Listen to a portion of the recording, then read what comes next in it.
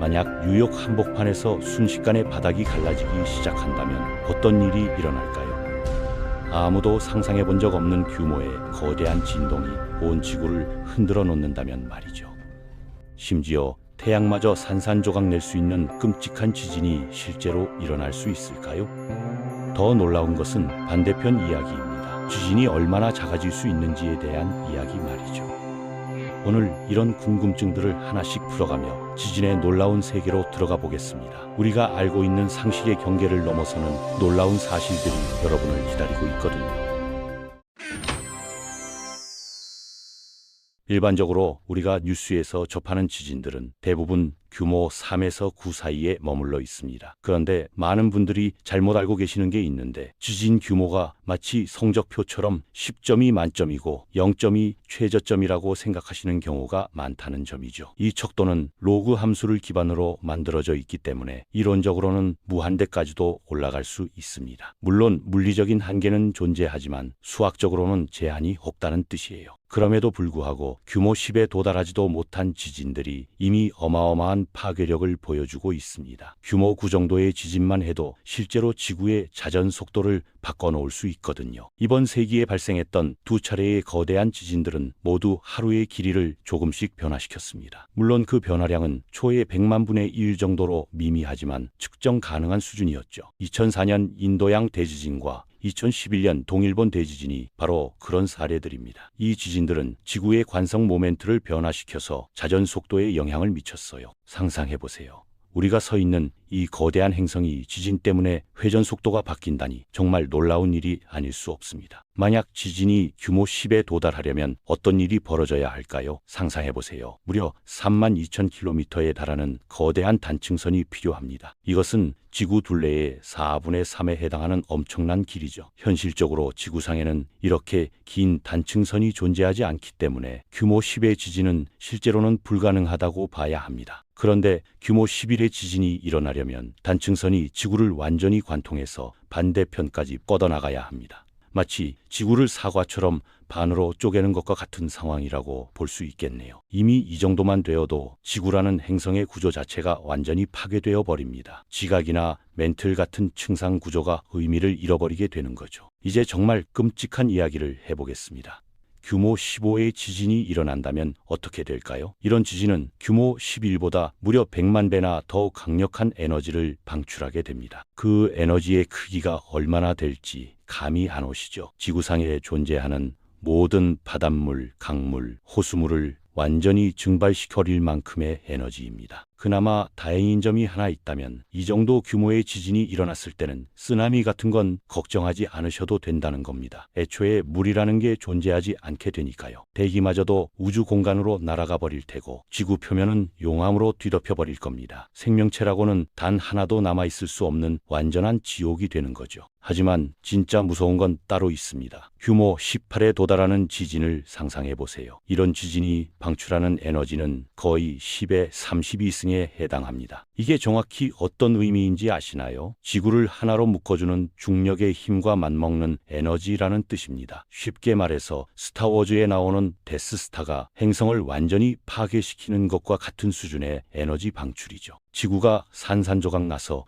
우주 공간으로 흩어져 나가게 됩니다. 마치 거대한 폭죽이 터지는 것처럼 지구의 모든 물질들이 사방으로 날아가 버리는 거예요. 물론 이론적으로는 지구에서 그보다도 더 강력한 지진에 대해 이야기할 수 있습니다. 그런데 실제로는 그런 지진이 일어나는 순간 지구라는 행성 자체가 사라지게 되니까 굳이 의미가 있다고 보기는 어렵겠죠. 그냥 뜨겁고 빠르게 움직이는 우주 먼지 구름이 될 뿐이니까요. 수억 년에 걸쳐 형성된 아름다운 행성이 순식간에 우주의 티끌로 변해버리는 셈입니다. 태양은 지구보다 훨씬 큰 질량을 가지고 있기 때문에 중력 결합 에너지도 훨씬 높습니다. 그래서 태양에서는 최대 규모 24 정도의 지진이 이론적으로 가능하죠. 이 정도 에너지가 얼마나 엄청난지 설명해드리면 목성 전체를 수소폭탄으로 가득 채운 다음 한 번에 터뜨렸을 때 나오는 에너지와 비슷합니다. 상상이 되시나요? 물론 태양은 고체가 아니라 플라즈마 상태의 가스 덩어리이기 때문에 실제로는 지진이 일어날 수 없습니다. 하지만 만약 일어난다면 이 정도의 에너지가 필요하다는 뜻이에요. 그런데 우주에는 태양보다도 훨씬 더 극단적인 천체들이 존재합니다. 바로 중성자별이라고 불리는 별들이죠. 이곳에서는 규모 25의 지진도 가능합니다. 이런 지진이 일어나면 우리 태양조차 완전히 파괴되어 버릴 정도의 에너지가 방출되죠. 현재 알려진 우주에서 가장 강력한 지진이 바로 이런 중성자별에서 발생하는 것들입니다. 중성자별의 표면은 다이아몬드보다도 수십억 배 단단한 물질로 이루어져 있습니다. 그런 곳에서 지각이 갑자기 재배열되면 상상을 초월하는 에너지가 방출되는 거죠. 실제로 1998년에 지구에서 2만 광년 떨어진 중성자별에서 발생한 거대한 폭발이 우리 행성의 전리층에 영향을 미쳤습니다. 그 정도로 강력한 에너지였어요. 그런데 잠깐만요. 지금까지 계속 크고 파괴적인 지진들에 대해서만 이야기했는데 반대편은 어떨까요? 규모의 최저점 쪽으로 내려가면 어떤 모습일까요? 규모 0 이하의 지진도 존재하는 걸까요? 놀랍게도 답은 그렇다입니다. 지진 규모는 음수로도 내려갈 수 있거든요. 이번에는 우리 일상생활과 비교해가면서 작은 규모의 지진들이 어떤 느낌인지 알아보겠습니다. 규모 하나의 지진은 시멘트를 절반 정도 실은 큰 트럭을 10m 높이에서 여러분 집 앞 도로에 떨어뜨리는 것과 비슷한 에너지를 만들어냅니다. 상당히 큰 충격이라고 할 수 있죠. 실제로 이 정도 지진이면 민감한 사람들은 느낄 수 있는 수준입니다. 특히 고층 건물의 위층에 있다면 약간의 흔들림을 감지할 수도 있어요. 규모 0 지진은 어떨까요? 이런 마치 미식축구팀 전체가 최고 속력으로 달려와서 옆집 차고 벽에 부딪히는 것과 같습니다. 꽤나 소음과 진동이 있겠지만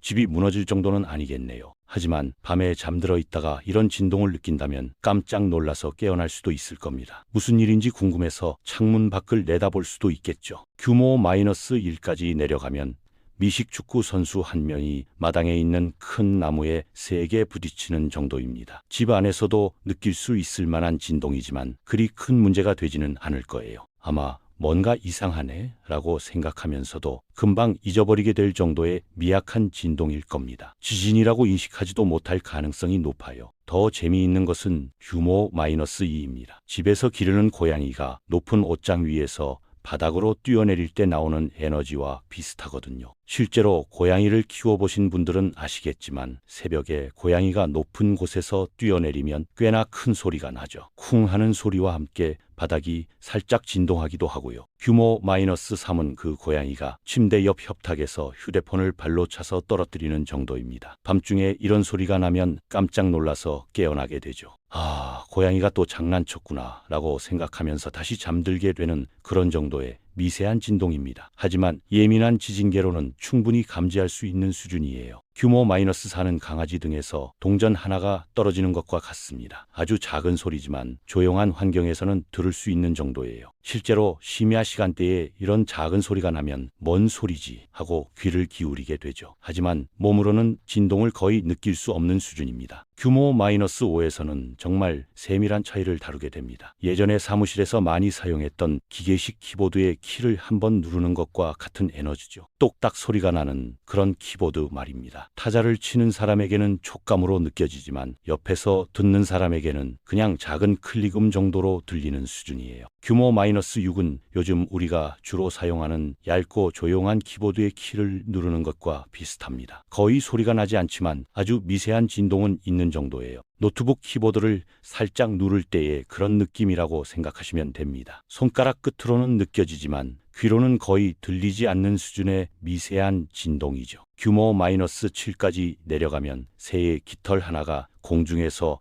땅으로 떨어지는 것과 같습니다. 눈으로는 볼 수 있지만 소리는 거의 들리지 않는 수준이죠. 바람이 없는 조용한 방에서 깃털이 천천히 떨어져 바닥에 닿을 때의 그 미묘한 접촉감을 상상해 보세요. 정말 미세하지만 분명히 에너지는 전달되는 거예요. 규모 -8은 고운 모래 알갱이 하나가 떨어지는 것과 같습니다. 해변에서 손바닥에 있던 모래 한 알이 바닥으로 떨어질 때의 그 미세한 충격 말이죠. 이 정도가 되면 사람의 감각으로는 전혀 인지할 수 없습니다. 하지만 정밀한 과학 장비를 사용한다면 충분히 측정 가능한 에너지 수준이에요. 모래시계 안에서 아주 작은 모래 알갱이가 아래쪽 더미 위로 하나씩 떨어지는 것이 규모 -8 정도의 지진입니다. 실제로는 느낄 수도 없고 들을 수도 없는 수준이에요. 하지만 현미경으로 관찰한다면 모래 알갱이가 떨어지면서 주변의 다른 알갱이들을 살짝씩 밀어내는 모습을 볼 수 있을 겁니다. 아주 작지만 분명한 파동이 전달되는 거죠. 규모 마이너스 10에서는 박테리아 크기의 미세한 입자가 움직이는 것과 같은